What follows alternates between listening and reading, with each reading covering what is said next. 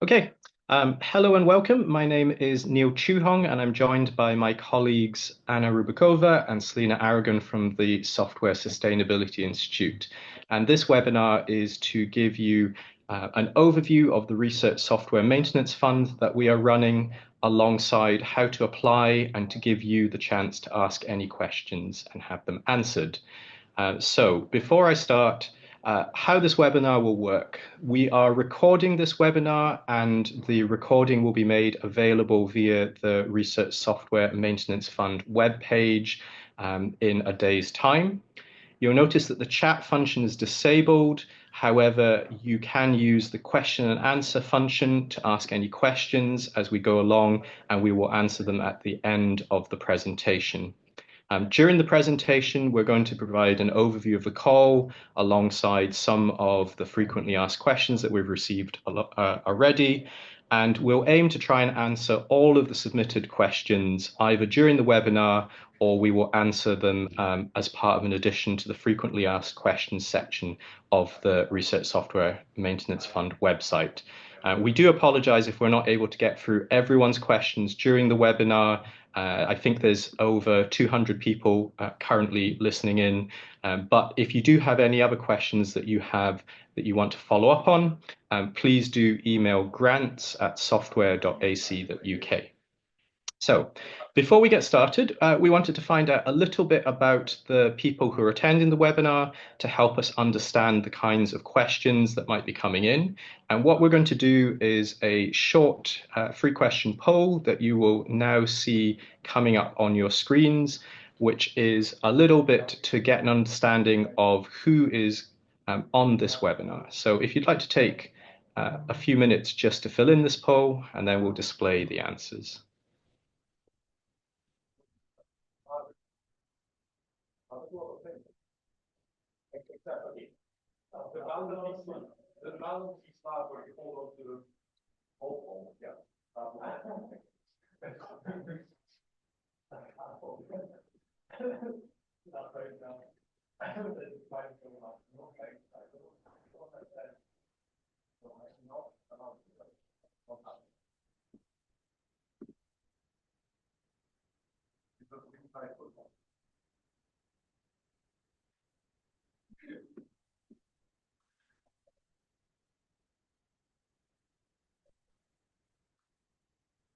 Okay, so the answers are starting to kind of tail off a little bit. Celine, would you like to show the results of the poll?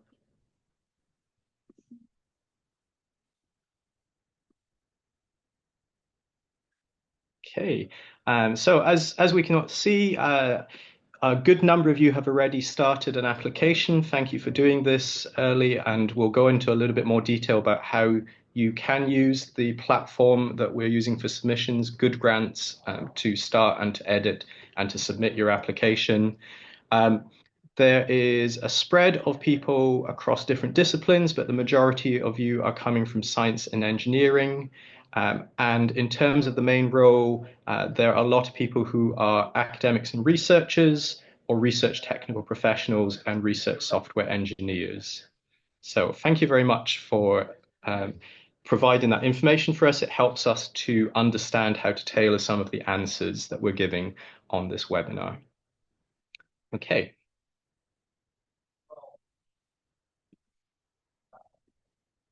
So what is the purpose of the fund that we are running here? This is a £4.8 million fund supported by the UKRI Digital Research Infrastructure Programme, and it's being managed by the Software Sustainability Institute. The goal of this fund is to help support and sustain key research software that underpins the research ecosystem, but also to understand how to effectively provide support to help reduce technical debt and increase community engagement. So this is all about supporting and maintaining existing research software. Part of this is taking place in a larger set of initiatives, which are all about understanding how to more effectively fund software. And this is going on through different types of research funders worldwide. What we're trying to identify is whether we can efficiently and effectively provide maintenance funding across a diverse range of research areas and methods.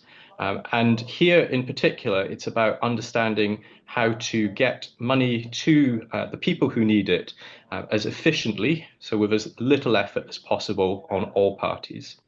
And we are part of something called the Amsterdam Declaration on Funding Research Software Sustainability, or ADORD software, which is a set of principles for funders of research software to help do this in a way that is fair and transparent. What do I mean by existing research software? So I often talk about research software going through different life cycle stages, going from an idea, which is something that you use to scratch a personal itch to try and solve a particular problem, through to a prototype that might explore this in more detail and add functionality, to something that's being used actively in research, but perhaps only through your close collaborators, to becoming a piece of software which is supported or is a product that's used at scale. And there are different types of funding that might apply to these different life cycle stages. Particularly in the early life cycle stages, it is typical for software to be developed on standard research grants, responsive mode. And that's the thing that takes it from being an idea to a prototype to being used in research.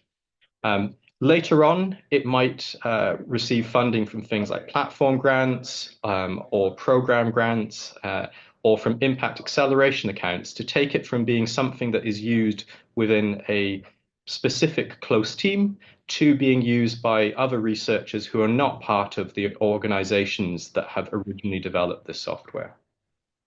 And so the Research Software Maintenance Fund is really aimed at software which is at these later stages of the life cycle. It's not for developing an idea into a prototype. It's for helping to maintain software that is already being used by other researchers. And so what we're looking for are proposals to improve the sustainability of existing research software, things that might include reducing the technical debt, improving the user experience, or building community. And the things that you can apply for can cover lots of different aspects, which are detailed in the guidance on the web pages, ranging from technical activities to community building, to documentation and training, or to improving governance. One of the things that is a requirement for proposals is that the software must be in use outside of the development team's immediate collaborators. So what this means is that if your software is currently at the stage where it's only being used by yourself and people that you work with closely, then it's not yet at a level of scale that is suitable for the Research Software Maintenance Fund. It also should have had a stable release in some way. So that's this idea that it is available for other people to use, and it is done in a way that isn't just the sharing of code with others. So the other thing that is a requirement for people looking to bid into this fund is that the software must support research that is carried out in the UK. This doesn't need to be exclusive, and indeed it may be of a benefit if you can show that it also supports research outside the UK. Likewise, the development team does not need to be entirely located within the UK, and it may be of a benefit to show that this is something that is part of the international community. However, because this is UKRI funding, you must be able to show that it does have an impact on research that is carried out in the UK. So what are some examples of things that the Research Software Maintenance Fund will fund? So examples on, it might be a technical activity such as a sprint to tackle a backlog of issues on a piece of research software. It might be about integrating two existing pieces of research software to improve the user experience or to ensure that it is more maintainable in the future. It could be about refactoring of an established code base to help reduce maintenance and support costs. It could be around producing a community event to help connect with existing external users and get them to feed in new requirements. It could be about production of case studies using the software to help improve the ability of people to understand how to use it. It could be about documentation and training to attract new contributors to the software, or it could be about setting up a foundation or preparing for the placement with a fiscal sponsor, so someone that can help attract in new funding to the project team. And things like that might include the development of governance structures. So there are lots of different things that can be funded through this, and it's all about things that will help to improve the future maintenance and the current maintenance of the software. So what are things that it can't fund? So the things that are likely to be deprioritized in this fund are things like the development of novel software from an idea. So as I mentioned earlier, this is not about being able to take something that has been developed in a research grant, but currently does not have external users.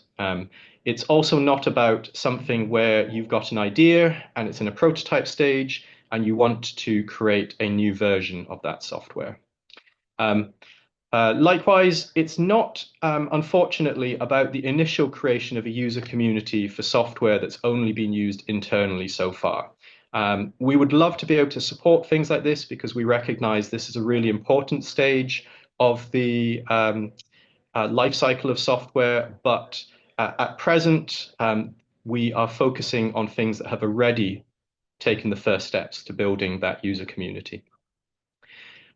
It's not about providing funding for maintenance of software which isn't principally used in research. And what I mean by that is, for example, there are a lot of people who might use something like Excel in their research for research activities, but this fund will not fund maintenance of Excel. It won't fund teams with no existing relationship with the software. So in this case, we want to make sure that any things that are funded here are done with the full knowledge of the development team that are the people who are building the software. That's not to say that it has to be the lead group that's building the software, but we would expect the proposal to show the relationship with the lead maintainers or lead developers of the software. It's not about prototyping of new features. So here it is a maintenance fund. It's not a development fund. The exception for this is where something that is new, for instance, if you're doing refactoring, would improve the ongoing maintenance of the software.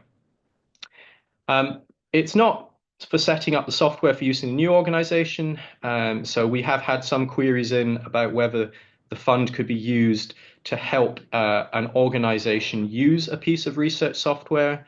So it is not specifically about that. And I think the key thing here is that anything that's done here should really benefit a range of organizations that are using that research software, not just a single one.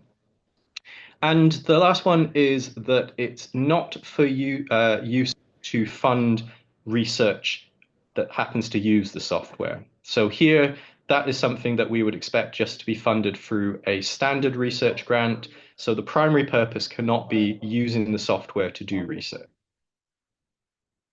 Okay. So what is the funding that is available? I mentioned that the total pot is 4.8 million. Round one has a total pot to be shared between the awarded grants of 3.4 million pounds.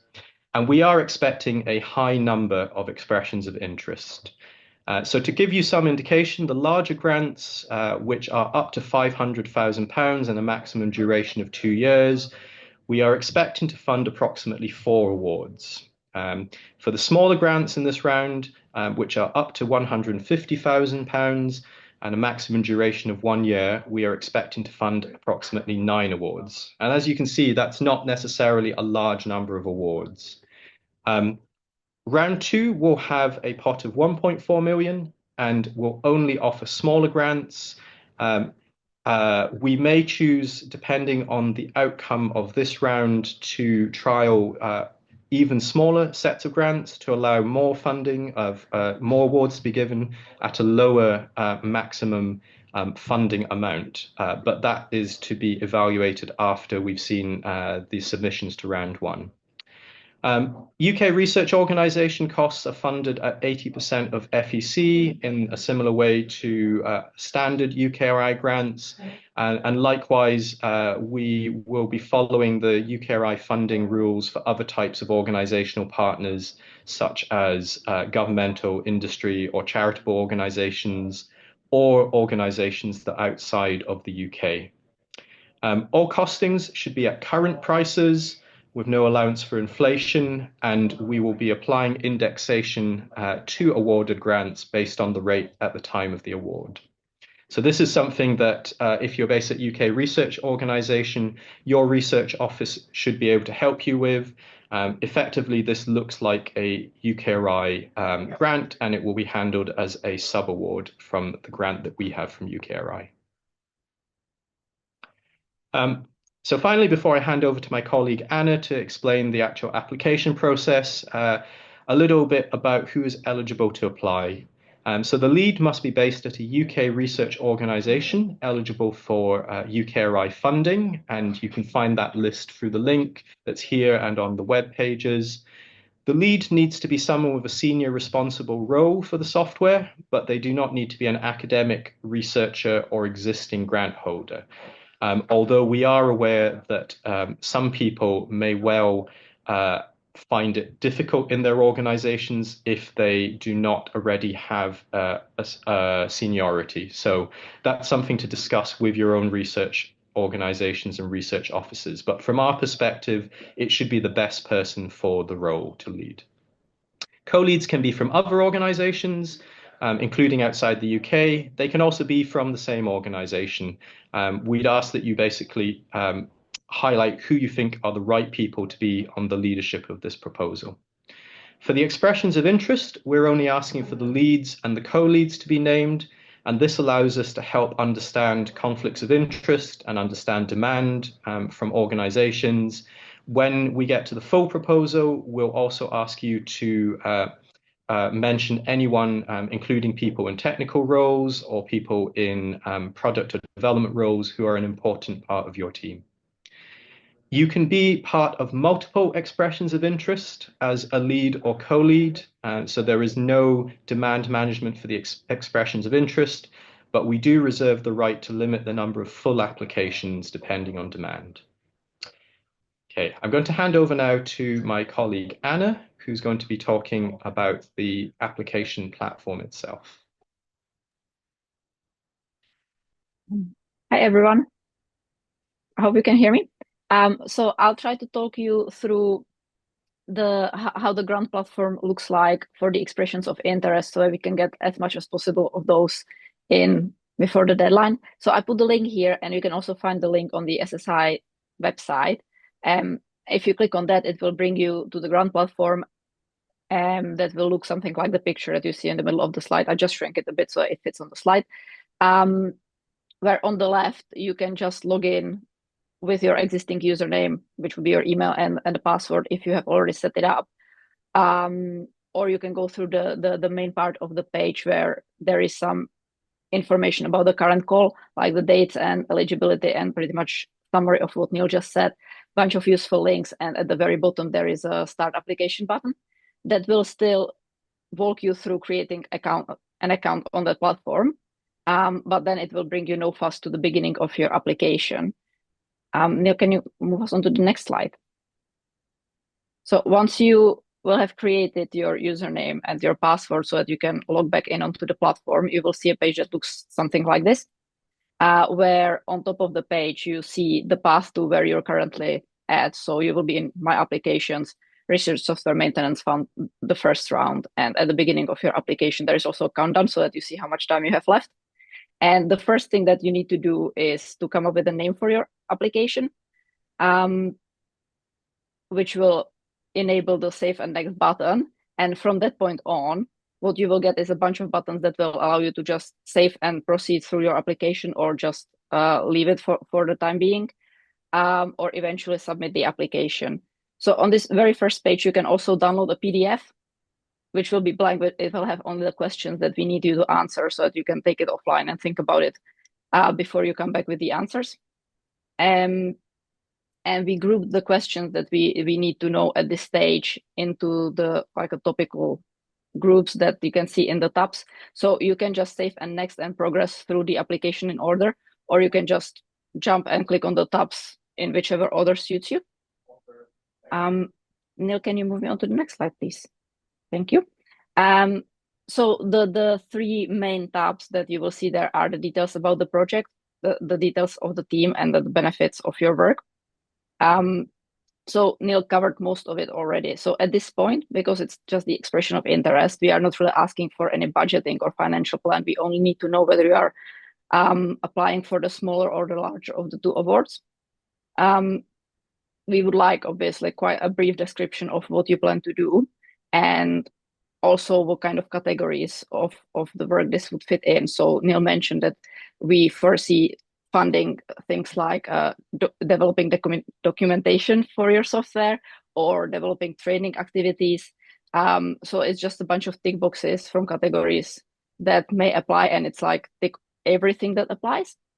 And again, as Neil mentioned, we would like to know why you are the team that should be delivering this work. So how you are related to this software and why you are well placed to deliver this work. You can then move on to the team details, where at this stage, we really just need to know who are the project leads and co-leads and really high level. So we need to know their names, emails, affiliation, country, so we can do the eligibility checks. And where that is possible, we would also like to know how these people are connected to the software and what type of organization they are coming from. But these are only optional. And the last mandatory bit is for you to tell us how the UK research will benefit from your work and to do a brief landscape analysis. So these are only 250 words each. So that should be hopefully quite light touch. If you can, tell us also how one can measure the impact of your work. And if you can move us to the next slide, Neil. The last group of questions is asking about the demographic data, and everything in this group is fully optional. So this has in no way, shape, or form any kind of impact on the award assessment or on our decision. And we will use it only to monitor how the fund is doing overall. And these questions ask about what career stage you are at, what's your role, in which area you work, your gender, and just a yes/no question, whether you feel that you are in any way disabled, you have any sort of impairments, conditions, or access needs. Again, we will not question this in any way. None of answers to these questions. So it's mostly how you self-identify. And Neil, if you can move us to the next slide. So once you will have gone through all these questions, or at least the mandatory ones, the submit application button will become working. I mean, it's clickable all along, but if you click it too early, it will just tell you that you missed some information and that you need to go back and fill it in, and it will give you a little indication where you missed things. So once all the mandatory bits are in, you can submit the application. But you can always come back. So whether the application is submitted or whether it's still in progress or like under your development, you can always log back in onto the platform, and in the My Application space, you will just see all the applications that you worked on, that you have started and possibly submitted already. And you can go in and you can amend them in any way you want. And the changes take effect almost immediately. So the application or the platform saves things every few seconds. So you don't need to even rely on the save and next or save and close your application. It will just keep saving itself as you go. So you just need to keep an eye on that. So once you submit the application, you can still go back in and you can amend it. And then you don't need to do anything else because it has already been submitted.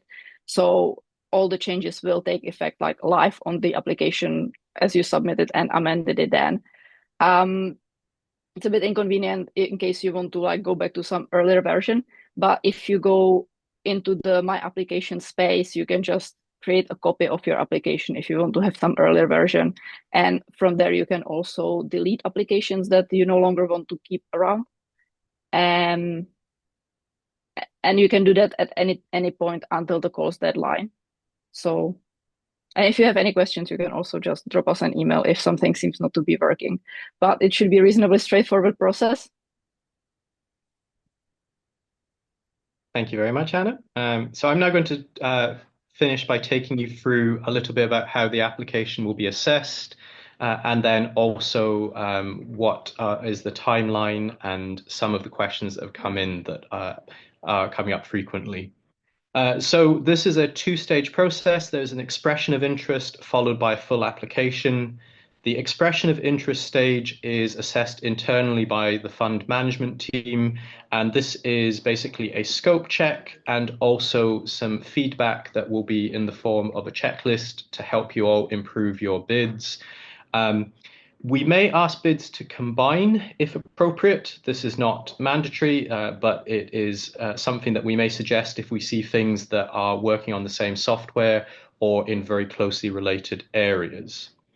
So unless your expression of interest has been given the feedback that it is completely out of scope, you can then decide to put in a full application. This is going to be reviewed by a peer review panel of external experts. So it is a single round application process rather than going for peer review and then a separate set of panelists. At this panel, there's also going to be a set of early career observers to help us reach out and give more people experience of the peer review process. And there will be a call out for these later. Obviously, these early career observers must be people who are not conflicted with any of the applications. The applications themselves will be categorized by the reviewers into four categories: excellent, good, adequate, and unsatisfactory, based on the criteria that I'll show you on the next slide. We will then fund the proposals that are considered excellent in rank order, and then if funding is still available, any that have been categorized as good will be funded by a lottery system. Application and review data may be shared with reviewers and observers for the purposes of conducting that review, and also with UKRI and with any external program evaluator that they contract under confidentiality agreements. So everything that you put into your application is treated as confidential. The one exception to this is what you put into the proposal summary and the categories of work that are in your expression of interest, which may be publicly published. So this is to give the broader community an idea of what it is that people are trying to apply for, and in particular the categories of work, so that we can get an understanding of how to target any future programs. So please be aware that you should not be putting any personal or confidential information into these particular parts of your application. We will obviously review this before publishing anything and come back to you if we believe that there is something that is confidential or personal in those sections. So for the full application, Anna has mentioned for the expression of interest, we are going to be asking the reviewers to judge on four different criteria. So one is the impact of the work, and that means both the impact to research, so what impact will it have on research that uses the software. It will also ask them to review the impact on the software itself. So does it improve the adoption of the software? Does it improve the maintainability of the software? The second criteria is around quality, and that is quality of the processes and the procedures that you have, both for doing this particular work, but also around how you are generally maintaining and developing the software. So that covers things like your team and your governance processes, how you handle community engagement and the way that you build up contributions, whether that is in open source or as closed source, and how you put out documentation and training that helps users and developers.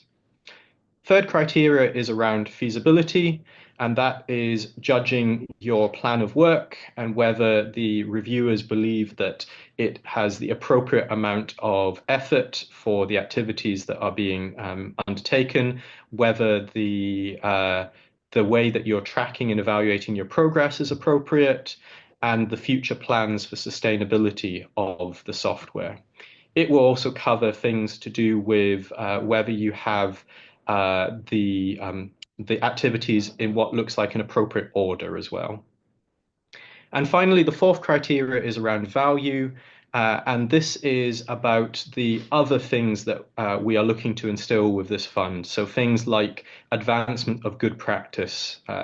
Is the work that you're doing likely to improve the practice more generally in the people that you're working with as well? Are you meeting the unmet needs of the research community that your software is providing for? How are you integrating with the broader ecosystem of software, data, and other particular tools or workflows that are used in the area that you work with? And finally, are you helping to improve diversity of contributors, of users, of ways in which people can interact with that software to increase the number and perhaps the number of different organizations and different research groups who are interacting with and using your software? And in the full application, there will be some additional sections going on beyond what you've put in your expression of interest. And those are an expanded description of the work that you're going to be doing, including the activities, the milestones, and the sort of overall plan. As I mentioned before, a description of the key personnel and why these are the right people to deliver this proposal and this work. A full budget along with the justification of costs. And here you can also include if you have anything additional in-kind support and why that is an appropriate thing to include. And then also your expected outcomes and the way that you are choosing to evaluate your work. So how can you show that your work has been successful in improving the maintenance? So this might include indicators. And here, for the evaluation of the awards, we are asking you to suggest what the correct indicators are rather than us imposing them on you. And then the third one is around equity, diversity, inclusion, and accessibility. And it is a statement to say how your project and how your software addresses anything that you see as challenges in these areas. Once a project is funded, and I do hope that there will be a number of you who have funded projects, our expectation is that projects from round one, particularly the larger projects, start by the 1st of January 2026. And this is simply because of the timescales that we have to do the final reporting for this program. As part of the startup of the project, we will ask you to both sign up to a subaward contract, and you can see examples of that on the Research Software Maintenance Fund web pages, along with the terms and conditions. We'll also ask you to provide an outputs management plan, so basically a data management plan that also includes the software and any other relevant outputs. And we'll ask you to provide that no later than 1 month after the start of award, and we will review that plan as well.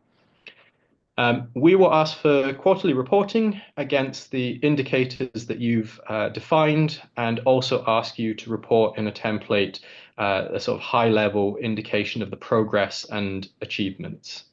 That will be tied into the quarterly invoicing, which will be in arrears for the costs that you've incurred on the project so far.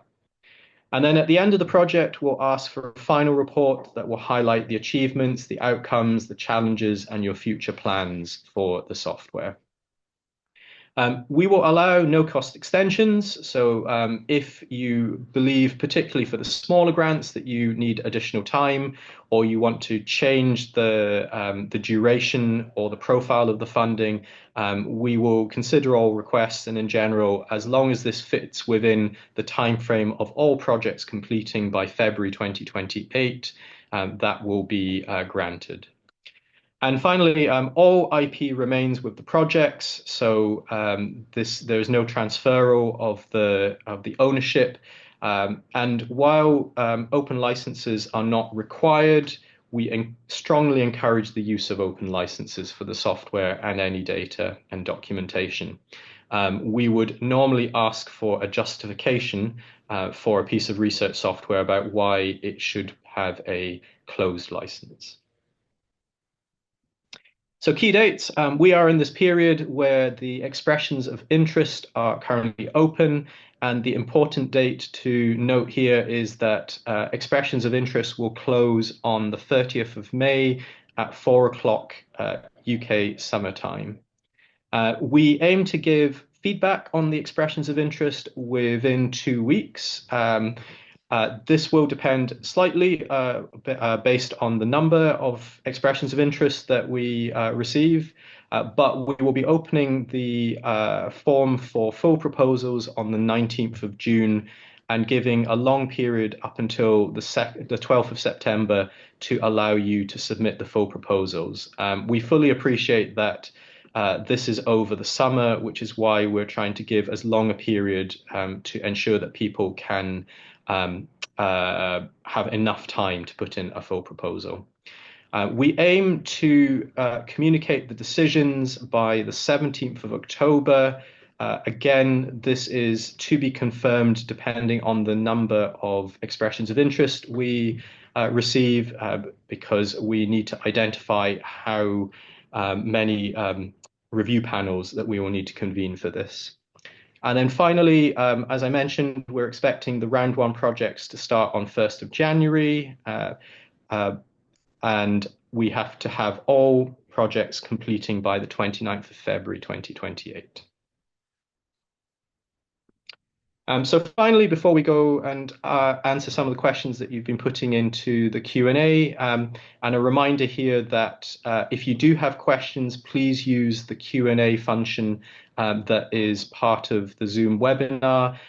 My colleague Selena has been answering some of these as we go, and we'll take any others either to answer in the webinar or as part of frequently asked questions. So common questions that we've had come in so far to the email address grants@software.ac.uk. So can someone on a fixed term contract be a project lead? From our perspective, that is absolutely fine.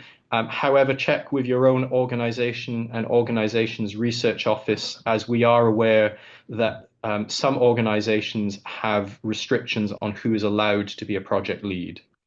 Are operational costs eligible? So that includes things like servers, for instance, perhaps renting kind of cloud servers, other things to do with equipment and so on.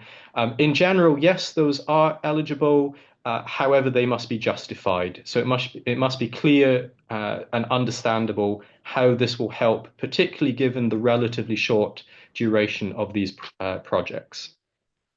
A lot of questions have come in around different types of collaborators and how to include them. So for instance, how you might include freelancers or independent contractors. Those could be either included as being paid through the lead organization, so being contracted to the lead.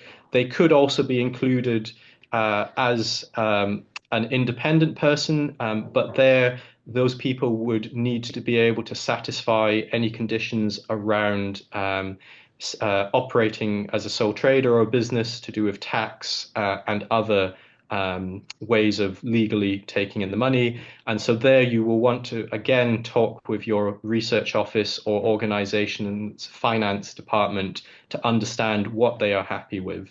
And this is in particular because all of these grants will be awarded with the money going as an award to the lead organization, and it is then up to the lead organization to ensure that any partners are paid and that any partners follow any legislation with regards to things like modern slavery and fraud prevention. Likewise, industry collaborators, you can have industry collaborators as co-leads if it's appropriate. You can also have them as people who are just collaborators that are part of the lead organization or a co-lead organization's costs. And this can include international collaborators. And in general, there are It's possible to apply for salary costs for international collaborators as well. There are some specifics around here that are on the web pages about the maximum proportion of the grant cost that can be given to international collaborators and to industry, charitable sector, and governmental collaborators. If you have any questions about this, because it is a relatively complicated formula, then please do give us an email if you want to find out more about that. And then finally, probably the most popular question that we've got in is, should I apply for a large award or a small award? Can you give us any feedback on this? This is really down to what you believe is most suitable for the work that you're trying to achieve. We can't give any specific feedback on this, but I would say that there is, as you can see, there's a likelihood that there will be more small awards that are awarded. Likewise, if your award is more able to fit in within perhaps the pot limits, then it may have a better chance of being awarded. So I would generally say, think about what is the kind of the minimal viable product in effect of the work that you're trying to do. And then you might choose to combine 2 or 3 of these activities, but you should always be trying in general to think about what it is that will be the thing that will have the most impact and be most coherent for your application. So before we go on to answer questions, there is a web page for all of this on the first round, which has guidance. As I mentioned, we will add in frequently asked questions and also put in you can see copies of the template grant agreements and terms and conditions as well. Okay, so I'm now going to stop sharing and then see what we have on the questions as well.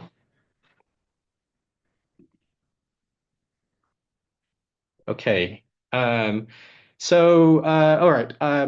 There are a lot of questions open. I'm going to try and go through as many as possible. So there's a question from Jonathan Cooper about project lead eligibility. So interested in joint project submission, which the main developers are not eligible, but can be co-leads. So we'd like to develop integrations between their code and other open source systems, but that we use but do not lead development. Would that be allowed? Yes, that would be allowed.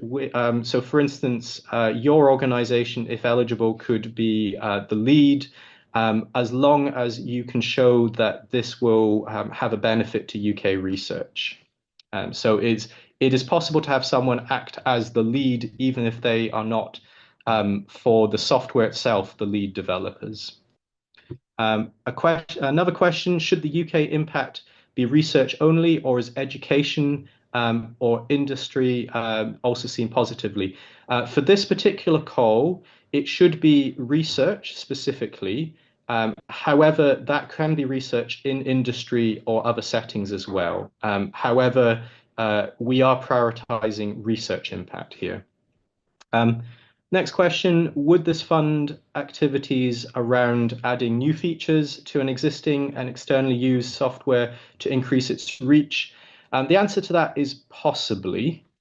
Here again, I think it would depend on you being able to justify why this both reduces technical debt, improves future maintenance, and possibly improves the community interaction. So I think here it will be possible in some cases, but it is about being able to justify that. Next question, would a Jupyter Notebook kernel for a niche programming language qualify as research software? I think if it's primarily being used as something that is supporting research, then that is fine. We're not placing any restrictions on whether the software in question happens to be an application. So libraries are fine, kernels are also fine. So it's more about showing and evidencing how it's being used to support research. Next question, can you clarify how established the user base for the software needs to be?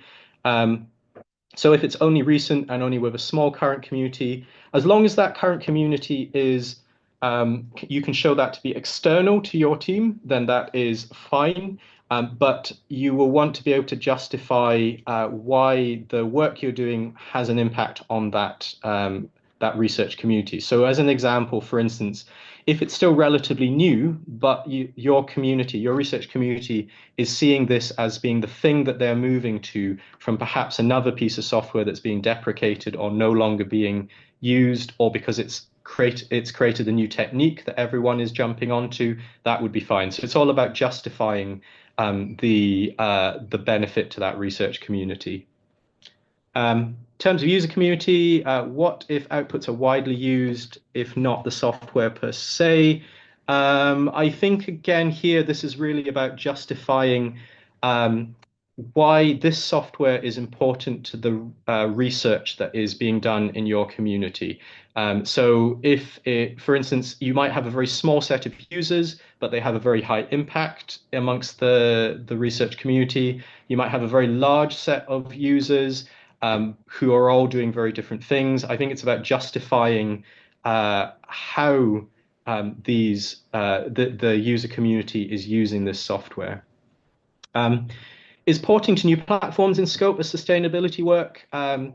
It can be in scope. What you'll need to do is justify why that's important for future maintenance. So as an example, if you can show there's a desire from your community to move to a new technical hardware platform, and that there is existing use on a previous one, then I think that would count as being in scope, because it's something where there's strong community use and then an impact on research. And here it really is about future maintainability of the software. Is a large software infrastructure as opposed to software packages in scope for the funding? Yes, that is in scope. And then could you expand a bit more on what you mean by infrastructure here? So here, there's some good definitions by people like ARDC on infrastructural software. It's generally the things that people rely on. It could be platforms, it could be any form of software which is underpinning. But I think here, take it to be what you believe is most appropriate. It's less important as to whether you're saying this is infrastructure or packages, and more important to show why this is important to ensure continued research is able to be done in your community. What about what you qualify as small projects, but lasting 2 years? So here, you would be going into the large project because it's going for a 2-year duration. I would say in general, if that is the case, maybe send us some more details for that. But in general, we will be limiting this to 1 year because I think what we would like to see is people identify the smallest first step. Okay, where are we on to now? So how does only allowing new features where they improve maintenance differ from the technical example, the call document, developing components which arguably are type? Yes, indeed. So there's a very gray line here. I think what we're looking to see here is the difference between things which are in some sense focus creep or gold plating versus things which are reducing technical debt. Apologies that we can't have a clearer line there. Because basically we are asking you to justify that. And I appreciate that that is something which is a little bit of a gray area. Can it be about prototyping of new features where it will help improve accessibility or improve the user community? Again, this is in the gray area, unfortunately. It may be the case, particularly for something like accessibility, where you can show that this will significantly impact the research that can be done using the software. Next question, if you're unsuccessful in round 1, will you be able to apply again for round 2? Will you automatically be considered for round 2? So you will definitely be allowed to apply again for round 2.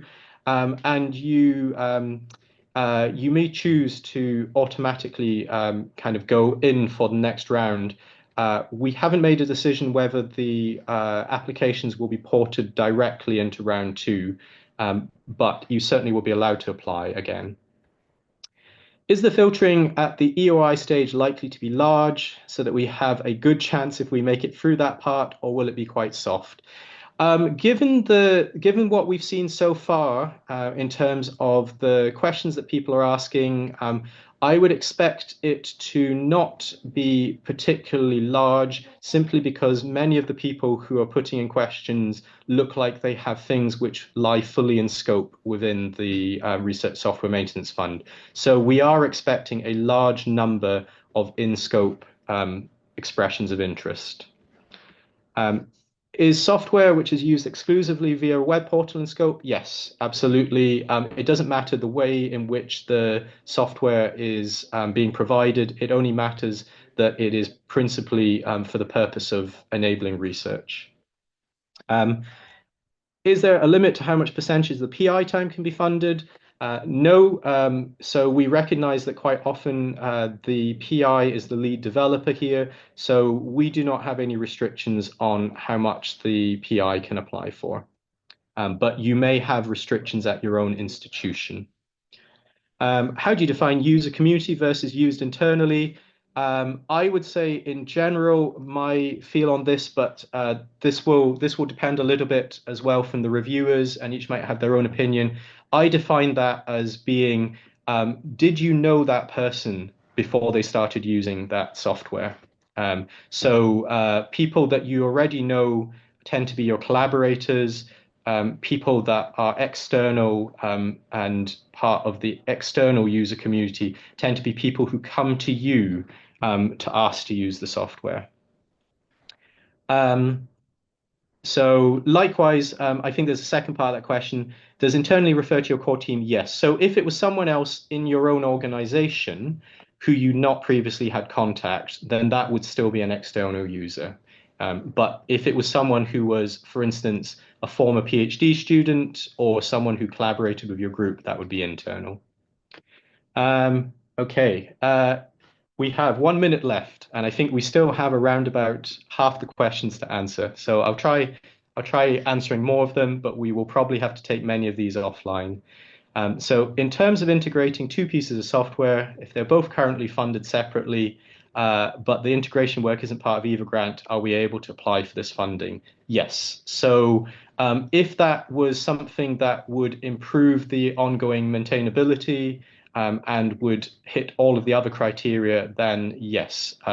In fact, we are fine with people with proposals that happen to include multiple pieces of software, as long as you can show why that is an appropriate project that will be something that is feasible and successful.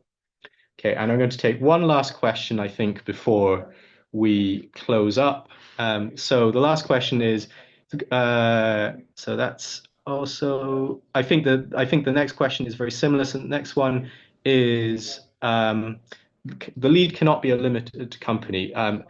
That is correct. They can only be a co-lead. The lead has to be a UK research organization. That is simply because for this round, we need to be able to show that there has been the due diligence done for giving out the funds, and it is easier for us to do this, unfortunately, if we are requiring the lead to be a UK research organization, because they will have already gone through many of these processes. All right. I'm really sorry that we weren't able to go through more of the questions, but we will be taking a note of these and providing a document and adding them to the frequently asked questions. And as I said, if you do have any other questions, please do send an email to grants@software.ac.uk. We are aiming to respond to questions within 2 working days. So thank you very much, everyone. I'm really delighted to see so many people who have joined in this webinar. I wish you luck with putting together your proposals. I hope that as part of the feedback that we can give to your expressions of interest, that at the very least, if you don't get funding from this particular call, that you can get funding from another round, or indeed improve your chances of get funding from other sources. So with that, I'd like to thank everyone, in particular my colleagues Anna and Selena and everyone else who has been part of the team helping to organize this fund. And with that, we will close the webinar and say thank you to all of you for joining.